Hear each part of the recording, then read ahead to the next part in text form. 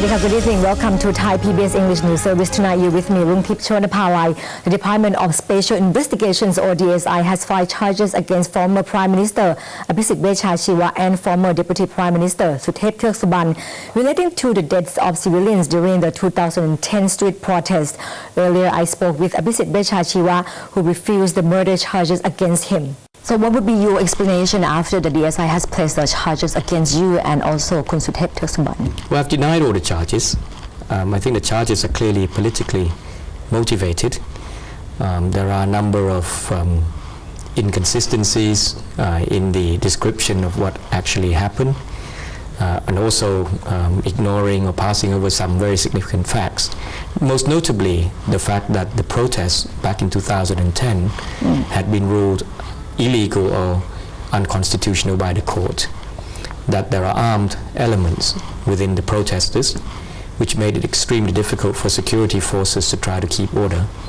The fact that we've avoided actually going into the main site of the protest to disperse people, these are all ignored. And the fact also that on the legal technicalities, the DSI has deliberately tried to say that this is a charge for me and Kun Suthep on a personal basis rather than acting as Prime Minister and Deputy Prime Minister, which I think is quite incredible, but only as a ploy to take matters into their own hands rather than referring this to the National Counter-Corruption Commission. But then you had your answer, during the interview with the BBC earlier, and you accepted something, but how did you go from there to now?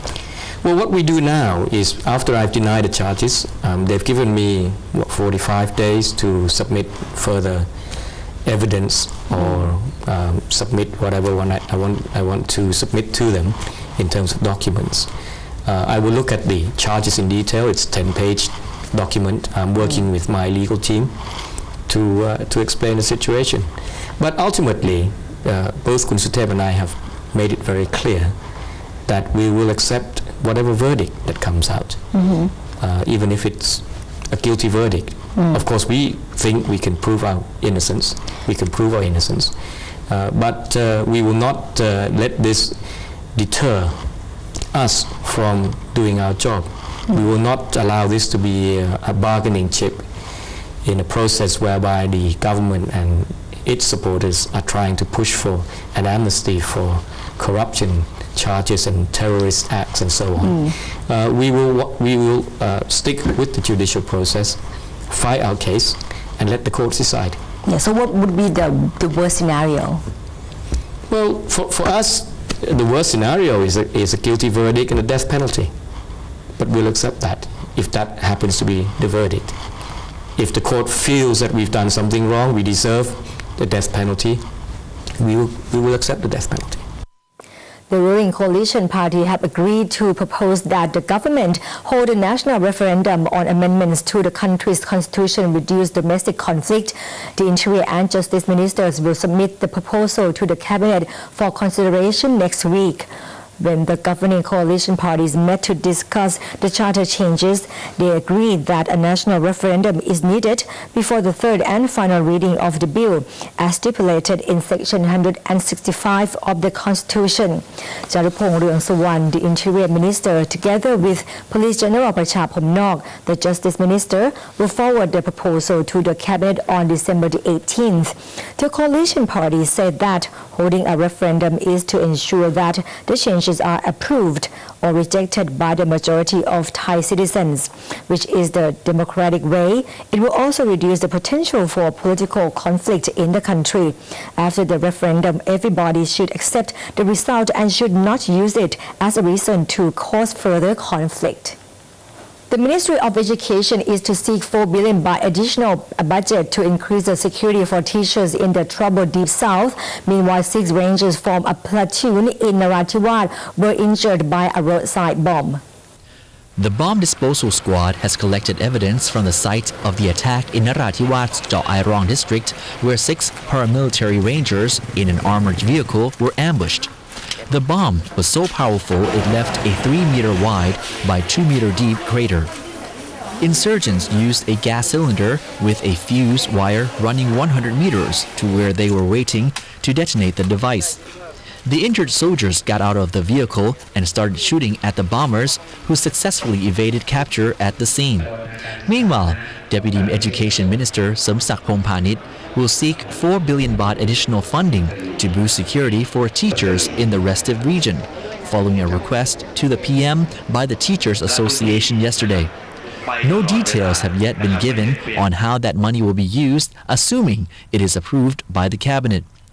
A large number of schools in the 3 southern provinces of Pattani, Narathiwat and Yala, as well as in some areas on Songkhla, are closed indefinitely after teachers were killed and injured over the past 2 weeks.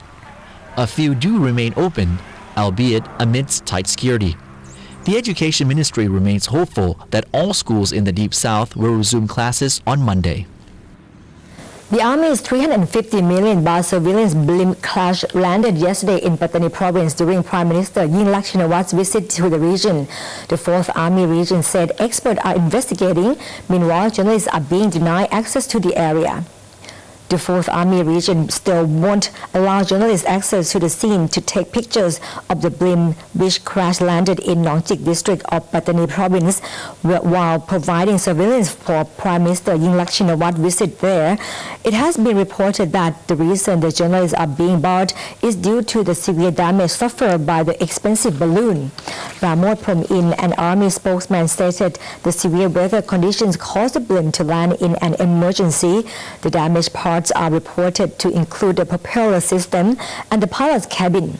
However, experts are surveying the damage in order to estimate the time needed for repairs. At a cost of 350 million baht, the controversial airship was purchased from the Aerial International Incorporated USA around 3 years ago by the Army's then Chief Anuphong Phawjinda to provide surveillance in the south. The Association for the Promotion of Thai Small and Medium Entrepreneurs submits a letter to the government seeking assistance in handling the 300 baht national minimum wage, which comes into effect on January 1st. Meanwhile, Somchai Pornratanachalerm, the chairman of the Thailand Wholesale and Retail Association, reminded consumers to spend any additional income wisely. The Association for the Promotion of Thai Small and Medium Entrepreneurs has already proposed an assistance scheme to the government, but they are to submit another letter requesting support as they are concerned about the huge effect the rise in the minimum wage will have on the SMEs. They propose that the government provide a subsidy equivalent to 50% of increase in minimum wage for 3 years and decrease social security contributions by 2%, also for 3 years. Meanwhile, Somchai Pornratanachalerm, the chairman of the Thailand Wholesale and Retail Association, said that the price of the merchandise will gradually increase as an inevitable result of the minimum wage policy. Consumers need to spend wisely and be aware of the producer's clever marketing. ผู้ที่มีฐานะปานกลางและมีรายได้น้อยเนี่ยต้องมีสติมีการความยั้งคิด As the price of merchandise increases, the cost of living inevitable increases as well. The value of money will gradually decrease due to inflation. The consumers must spend wisely and save some money. The Economic and Social Commission for Asia and the Pacific, or ESCAP, says the Asia-Pacific region will increasingly be affected by the global economic slump. United Nations Under-Secretary General and ESCAP Executive Secretary Noeleen Heyzer has stressed that the ongoing crisis in the Eurozone, which led to a double-dip recession in many of the Euro economies, Asia and the Pacific will be affected by the ripples of economic strife emerging from both Europe and the US. However, short-term economic performance in the regions is likely to actually pick up in 2013, but will still be below its full growth potential. The expected rebound and growth in 2013 will be limited. According to ESCAP, the developing Asia-Pacific region is projected to expand by 6.3% in 2013.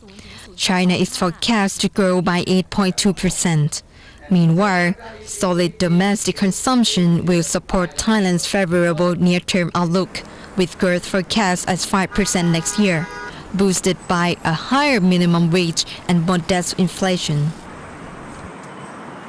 Today, sources in Japan reported that the country is to consider using long-range radar aircraft around the islands whose sovereignty is in dispute with China. The statement came a day after a Chinese government plane entered what Japan considers is airspace over the disputed islet in the East China Sea, escalating tensions between Asia's two biggest economies. Japan scrambled fighter jets to the area and protested to China over the incident. China brushed the complaint off, saying the flight by the Chinese aircraft was, quote, completely normal.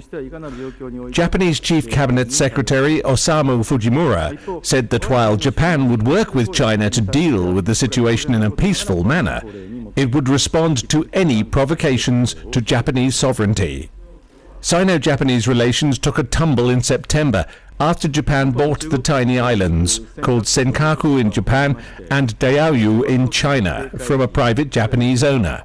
Patrol ships from the two countries have been shadowing each other since then in a standoff that has raised concern that a collision could escalate into a clash. Japan's military scrambled 8 F-15 fighter jets, the Defense Ministry said. Japanese officials later said the Chinese aircraft had left the area. It was the first time a Chinese aircraft had intruded into Japan's airspace near the disputed islands, according to the Defense Ministry.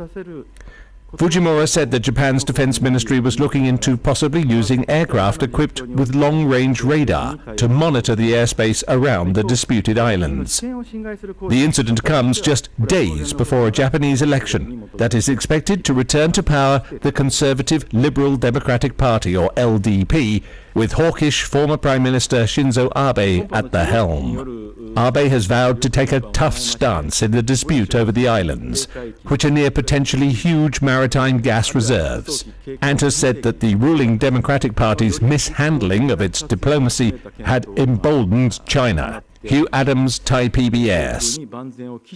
The Songkla Palace was established for Thai traditional dance and performance training in the reign of His Majesty the King Rama II. The students are putting on performances of Thai traditional dancing to celebrate its 101st anniversary this year.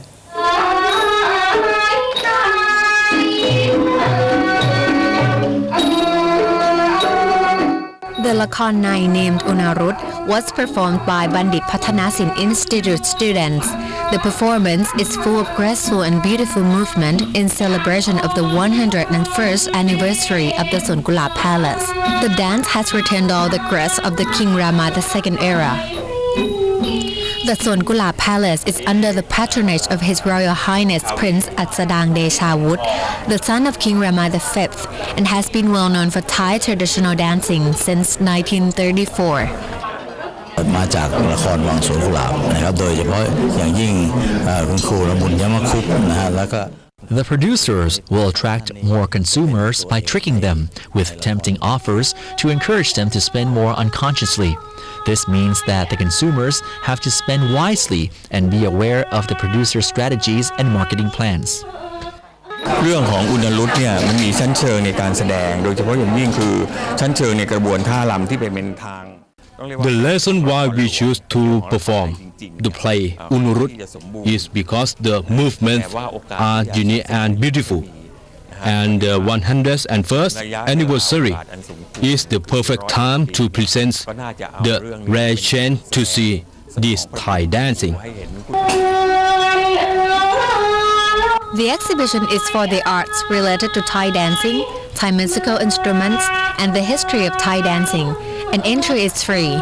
For those who are interested, you can visit the Songkla Palace on U Thong Nok Road from December 13 through 15.